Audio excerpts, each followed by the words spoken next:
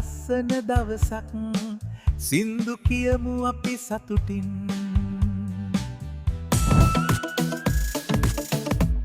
We go! Time for a road trip! අයිබෝන් ඔන්න අපි පස්යාලට ආවා. පස්යාලෙන් මම යන්න ඕන අවස්ථාවේද. මමට හරවන්න කියලා කිව්වේ. Google Map එක බලාගෙන ලංකාවේ පාර යන්න බෑ.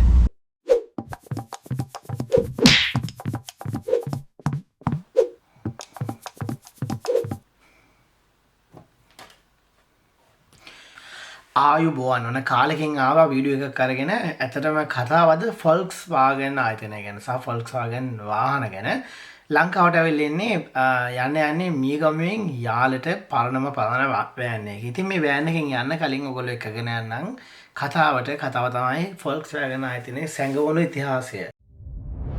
Volkswagen.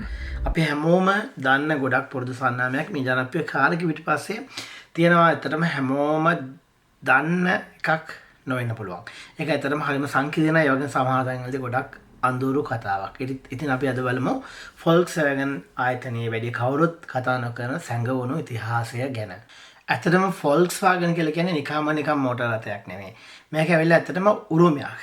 මේ වචනෙන්ම මේක මුළු කතාවම සාරාංශගත කරන්න පුළුවන්. ඇත්තටම ගත්තට පස්සේ මේක Volkswagen කියන්නේ නිකම් වාහනයක් හැදුන හැටි ගැන කතාවක් නෙමෙයි. මේක අභිලාෂය කුරුල්කම සහ අලු ගොඩකින් උනත් ආයෙත් නැගිටින්න පුළුවන් කියන එක ගැන කියවෙන උරුමයක කතාවක්. හරියටම අපි කතාවේ පළවෙනි අදිරට යමු. මේක ඇවිල්ලා එක් මිනිසෙක්ගේ දැක්මක්. ඒ අපි හැමෝම දන්න ඇඩොල්ෆ් හිට්ලර්. මේ හැමදේම පටන් ගන්න එක හේනකින්. ඇඩොල්ෆ් හිට්ලර්ට උමනා වෙනවා. ඒ කාලේ සල්ලිකාරන්ට විතරයි කාර් තිබ්බේ, වාහනයක් තිබ්බේ. ඉතින් ජර්මනෝ 50 දෙනෙක් ගත්තොත් කාර් එකක් තිබුණ එක්කෙනෙකුට විතරයි. ඉතින් මේ ඇඩොල්ෆ් හිට්ලර්ට ඕන වුණා මේ තත්ත්වය සම්පූර්ණයෙන්ම වෙනස් කරන්න. ඉතින් කිව්වා වගේ මේක ඇවිල්ලා එක මිනිස්සෙක්ගේ හේනයක් අභිලාෂයක්. ඒ ඇවිල්ලා ඇඩොල්ෆ් හිට්ලර්ගේ හොට උමනා වෙනවා වාහනයක් හදන්නේ කාලේ ජර්මන් රයිස් මාක් 1000කට අඩු වාහනයක් වැඩිහිටියන් දෙන්නෙකුට සහ ළමයි 3 දෙනෙකුට යන්න පුළුවන් වෙන්නත් ඕනි.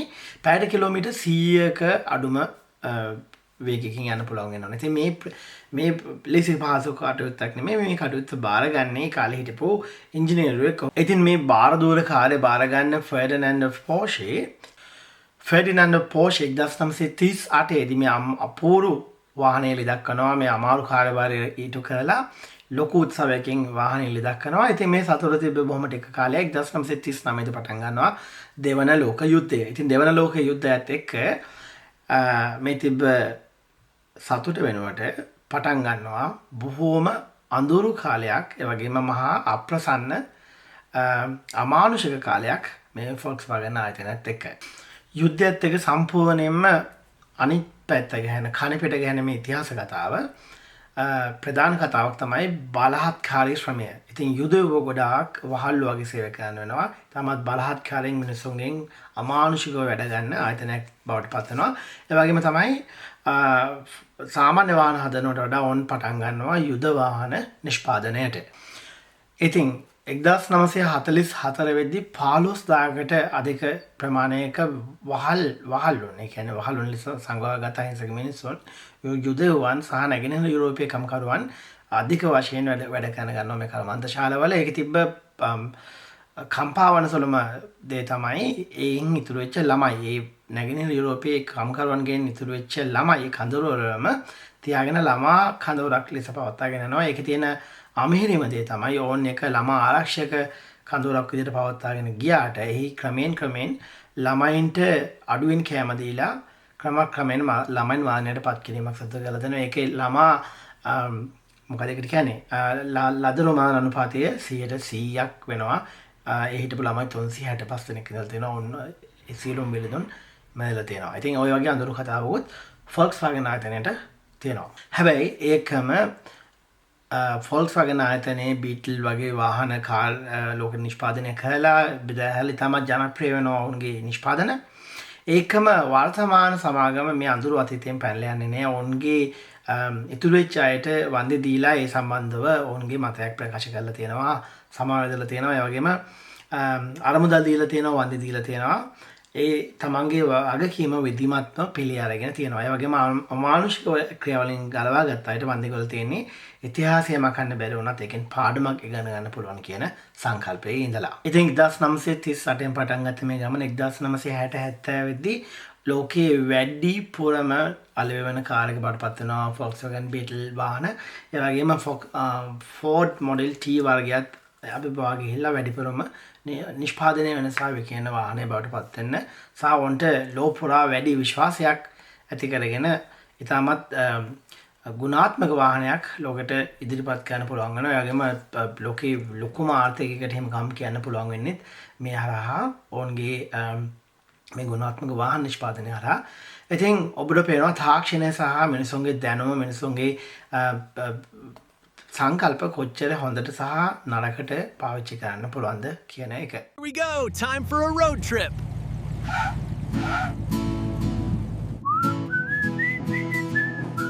ඉම ලස්සන දවසක් සින්දු කියමු අපි සතුටින් මේ පාරෙන් මාගෙන තමයි පාර යන්නේ. පේනවද? අපි දැන් අවිස්සාවේලට කිට්ටු කරලා ඉන්නේ. 5 කිලෝමීටර් 15ක් වගේ ඇද අවිස්සාවේල. මොහොතේ කන්න නතර කරා බකටයි වගේ අත්තා. ඉතින් නතර කරා අවිස්සාවේලට ආවා. මොන කට්ටිය අපි අවිස්සාවේලෙන් ඊට පස්සේ ඈලියකොට. ඈලියකොටෙන් ඊට පස්සේ තියෙනවා මතකත් නෑ කොහොම රත්නපුර.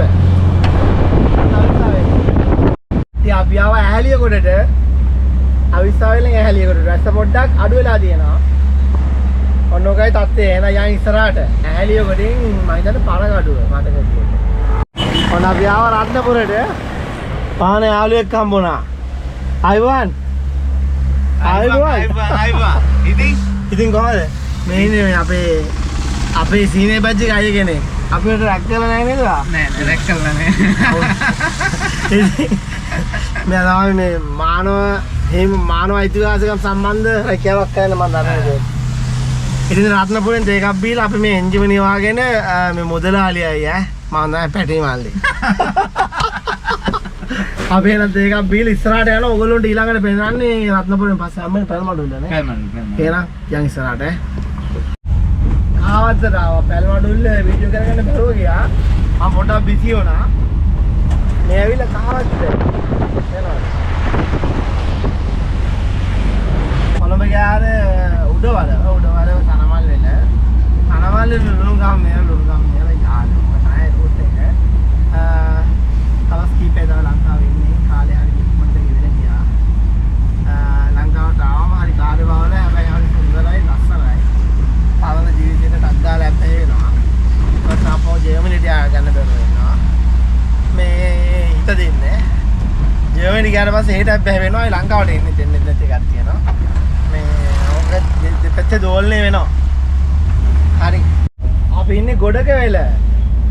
ගොඩක වෙල.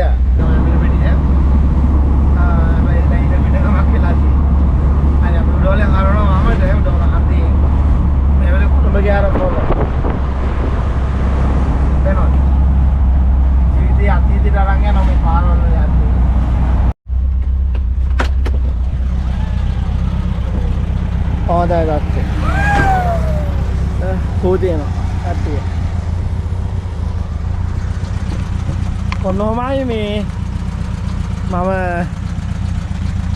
මගේ වෑන් එකේ යාලට යමින් ගමන් ඉන්න පරොංගල් වගේ ගහේ මේ වෙලා. මෙතනට අලිය යනවා මේ දෙකට මම හිතන්නේ. අපි යමින් ඉන්නේ තනමල් වලින් යාලට ළමයි කට්ටිය ළමයි කියලා දවසක් බැනුම් ආවා. මේක ගොඩක් පොඩ්ඩල කට්ටිය බලනවා ආදරයට කියන්නේ. එහෙනම් යාළුවනේ අපි යන්නේ යාලට. මේක මම හදපු පොඩි සංචාර කෙනෙක් එක්ක තියෙන එතනින් ඊළෙන්න තමයි යන්නේ මේ එන ගෙස්ලට මේකෙන් ගමන් යන්න පුළුවන්. ඒක තමයි කතාව. එහෙනම් අපි යන් ඉස්සරහට. ලුණුගම් වෙහෙර පවුණා. දැන් තියෙන්නේ 39. කොහරි ආවා මේකේ ඇත්තටම මේ ඕන දෙයක් ලෑස්ති වෙලා හේතුව මේ ජපාන වාහනයක් හන්දා මට හම්බෙන්නේ ජීවිතේ හොඳම දේවල්. මේ වාහනේ තියලා තමයි. ඉතින් ඒක යන දෙයක් යනකොට තියෙනවා. පදාගෙන කොහොමද මේ ජීවිතේ ජීවන්න බෑ. මේක ඇත්තට මේ බිස්නස් එකකට වටිනා තමයි තමයි. සමා යාලට අරන් ඉන්නේ. අපවල මිලන් අවුරුද්දේ යාලා ආවොත් එතනදී ඔන්න අපි ආව තිස්සමහාරාම ටවුන් එකට. තිස්සමහාරාම ටවුන් එකට ආව කියන්නේ ඉච්චර ලොකු දුරක් නෙමෙයි. කිරින්ද යාල හන්දියේ. ඒක මලිසක කියන ගමනක්. ගමන සාහසකයි. වාහනේ හොඳයි. සන්තෝෂයි. ටිකක් දුකයි. හේතුව